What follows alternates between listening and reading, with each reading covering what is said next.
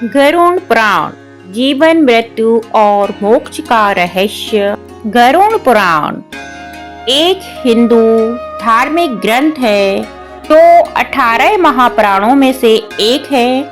यह ग्रंथ भगवान विष्णु और उनके वाहन गरुड़ जी के संवाद के रूप में लिखा गया है। इस पुराण में भगवान विष्णु जी ने गरुड़ जी को जीवन मृत्यु और आत्मा के रहस्यों का वर्णन किया है।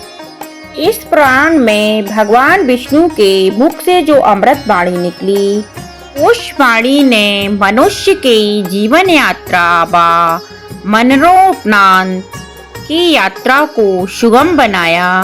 वैकुंठ में भगवान विष्णु से श्री गरुड़ जी ने कहा, प्रभु आप कोई ऐसा सुगम मार्ग बतलाएं जिससे मनुष्यों का उद्धार हो। तब श्री विष्णु ने अपने श्रीमुख से कहा, गरुड़ जी मैं तुम्हें वह परम रहस्य बतलाता हूँ जिससे जीव की यात्रा व मृत्यु सुगम हो। सूत जी कहते हैं, श्री विष्णु के श्रीमुख से गरुड़ संवाद हुआ, उसे ही आज हम गरुड़ पुराण के रूप में जानते हैं। गरुड़ पुराण में वर्णित है परलोक और मृत्यु के बाद की यात्रा, पुण्य पाप के फल, श्राद्ध कर्म और अंतिम संस्कार विधियां, यमलोक का वर्णन, मोक्ष प्राप्ति के उपाय, धर्म नीति और जीवन के सिद्धांत। गरुड़ पुराण केवल मृत्यु के बाद का रहस्य नहीं बतलाता, बल्कि यह जीवन जीने की सही दशा भी देता है। इसमें बताया गया है कि मनुष्य को अपने कर्म के अनुसार ही फल प्राप्त होता है। गरुड़ पुराण मृत्यु के बाद की यात्रा और आत्मा की गति का वर्णन करता है। गरुड़ पुराण हमें सिखाता है कि कर्म धर्म मोक्ष क्या है, महत्व है। यह पवित्र ग्रंथ सिखाता है कि मृत्यु के बाद आत्मा का क्या होता है और कैसे मोक्ष प्राप्त किया जा सकता है। मृत्यु के बाद आत्मा कहाँ जाती है, गरुड़ पुराण के रहस्य जानिए। गरुड़ पुराण यमलोक का सच, जीवन और मृत्यु का रहस्य गरुड़ पुराण में छिपा है। पाप और पुण्य का न्याय भगवान विष्णु ने अपने श्री मुख से बताया। सच्चा मार्ग मोक्ष प्राप्ति, विष्णु गरुड़ संवाद, गरुड़ पुराण की कथा मोक्ष का द्वार है। यह मृत्यु नहीं मुक्ति की शुरुआत है। इस प्रकार से हम पुराने वस्त्रों को त्याग कर नए वस्त्र धारण करते हैं, उसी प्रकार से जीव अपना शरीर छोड़कर नया शरीर धारण करता है अपने कर्मों के अनुसार। इसलिए हमें जीवन पर्यंत अपने कर्मों पर सावधानी रखनी चाहिए तथा जीवन को शास्त्र सम्मत तरीके से ही जीना चाहिए।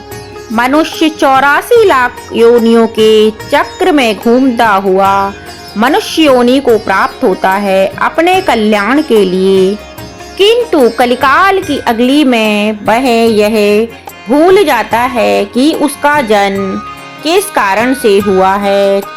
गरुड़ पुराण में 2 खंड बताए गए हैं, आचार खंड, उत्तराखंड। आचार खंड में धर्म, सत्य, योग, भक्ति, दान का वर्णन है। उत्तराखंड में यमराज, प्रेत योनियों का वर्णन है तथा श्राद्ध पिंडदान का भी वर्णन बताया गया है। गरुड़ पुराण मुक्ति का मार्ग है। गरुड़ पुराण हमें सिखाता है अच्छे कर्म से ही सच्चा धन है। जो व्यक्ति धर्म, सत्य और दया के मार्ग पर चलता है वही अंततः मोक्ष प्राप्त करता है। 84 लाख योनियों का वर्णन इस प्रकार से है। 9 लाख योनियां जल जीव की होती हैं, 10 लाख योनियां आकाश जीव की होती हैं, 20 लाख योनियां भूमि पर रहने वाले जीवों की होती हैं, 12 लाख योनियां कीड़े मकोड़ों की होती हैं, 30 लाख योनियां पेड़ वनस्पति की होती हैं, 4 लाख योनियां मनुष्यों के लिए बतलाई गई हैं। मनुष्य इन 84 लाख योनियों में भ्रमण करता हुआ उस चक्र को पार करता है तथा अपनी मोक्ष प्राप्ति के लिए पृथ्वी पर कर्मों के लिए भेजा जाता है। अतः गरुड़ जी ने प्रश्न किया, हे केशव, आप अपने श्रीमुख से हमें बताइए कि यमपुर कैसा होता है। तब भगवान श्री हरि ने अपने श्रीमुख से कहा, यमराज के यमपुरी पहुंचने के पहले 21 नरकों को पार करना पड़ता है। जो पापी मनुष्य होते हैं उन्हें यमपुरी भेजा जाता है तथा जो सत्यवादी मोक्ष के अधिकारी होते हैं उन्हें स्वर्ग भेजा जाता है। भगवान विष्णु ने कहा, यह हर द्वार के अपने नियमों व कठिनाइयों को पार करता हुआ अंत में यमपुरी पहुंचता है। उन द्वारों के नाम इस प्रकार से हैं, सौम्यपुर, शौर्यपुर, नगेंद्रपुर, गंधर्वपुर, विचित्रपुर, सुतहपुर, बहुभीतिपुर, शैलागमपुर, कूरपुर, रौद्रपुर, बक्षपुर, चितातपुर, क्रोंचपुर, दुखतपुर, पयोवर्षणपुर, नानाकंदपुर इत्यादि। इस प्रकार ब्रह्मभीतपुर के आगे यमपुरी को बताया गया है। यहाँ मनुष्य को लाया जाता है।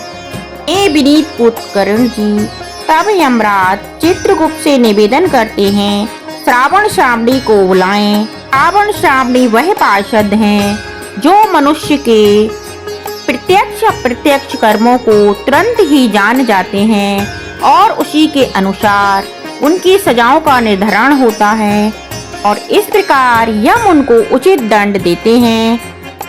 दंड को सुनकर मनुष्य जीव अत्यंत दुखी होता है। यम जी बताते हैं, दान ना दे करने वाला वह पापी अत्यंत दुखी होता है। पाप ही दुख का कारण है। धर्मराज उनके पापों का मर्जन करते हैं। प्रचंड चंडक दूत उन्हें बांधकर ले जाते हैं, सांकलों से पीटते हैं। जल और अन्न का दान वहाँ नहीं होता है। अतः भूख प्यास से व्याकुल जीव अत्यंत दयनीय स्थिति में आर्त भाव से पुकारता है। पृथ्वी पर रहने वाले अपने पुत्रों से इच्छा रखता है कि वह उनका पिंडदान करके उन्हें तृप्त करे। सारे नरकों में गुजरने के बाद ही पिंड का संतुष्टि उस जीव को प्राप्त होती है। गरुड़ पुराण में श्री विष्णु जी ने अपने श्रीमुख से 21 नरकों का वर्णन किया है।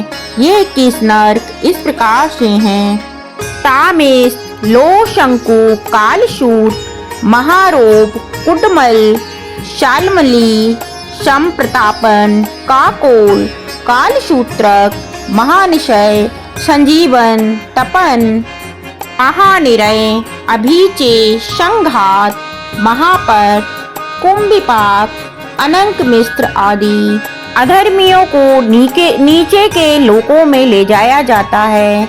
वहाँ उन्हें कई प्रकार की भयावह स्थितियों से गुजरना पड़ता है। नरकों से गुजरने के बाद वह जीव बैतरणी नदी के पार पहुँचता है। वहाँ दबाग नली से अग्नि से जलती हुई नदी को मांस मज्जा से भरी हुई बैतरणी नदी को देखता है। जीवों की अंतर्पुकाएं सुनकर वह अत्यधिक भयभीत होता है तथा वह पश्चाताप की अग्नि में जलता है और अपने कर्मों के अनुसार अपनी सजाओं को भोगता है। सजाएं समाप्त होने के बाद वह हर चक्र को पार करता हुआ फिर दूसरे मनुष्य रूप में जन्म लेता है, जो सत्पुरुष दान, तप, आदि अपने जीवन काल में गौदान का लाभ करते हैं। वह बैतरणी को गौ माता के सहारे अत्यंत सुगम तरीके से पार करके स्वर्ग के द्वार पहुंचकर श्री विष्णु धाम में वैकुंठवास में वास करते हैं। सदाचारी जीव की महिमा स्वयं विष्णु के पार्षद गाते हैं।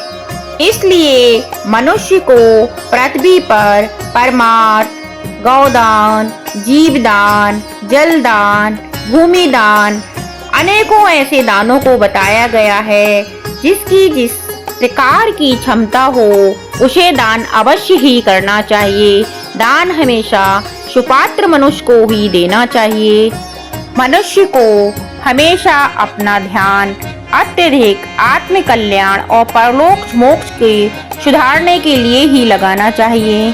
मरणोपरांत पुत्रों को चाहिए कि हमारे जो पूर्वज मर गए हैं उनकी सद्गति के लिए पिंडदान अवश्य ही करना चाहिए, तभी वह पुत्र ऋण से छूट पाते हैं। मनुष्य के साथ स्वर्ग में कुछ भी नहीं जाता, भूमि धन सब पृथ्वी पर ही रह जाते हैं, केवल उसका किया हुआ पाप कर्म ही उसके साथ जाता है। गरुड़ पुराण हमें जीते जी मुक्ति का मोक्ष का मार्ग बतलाता है। हमें जीव अपने पुत्र पुत्रियों को यह ज्ञान अवश्य ही प्रदान करना चाहिए। मनुष्य की सद्गति के लिए अंतिम यात्रा में शमशान में पीपल, तुलसी, पलाश, चंदन की लकड़ियां अवश्य होनी चाहिए, जिससे जीव का कल्याण हो और वह मोक्ष का अधिकारी बने। इस प्रकार गरुड़ पुराण का ज्ञान अनंत है, इसे शब्दों से व्यक्त नहीं किया जा सकता। इसलिए श्री विष्णु कहते हैं मनुष्य को सदा अपने कर्मों पर विशेष सावधानी रखनी चाहिए। बोलो विष्णु भगवान गरुड़ पुराण की जय हो।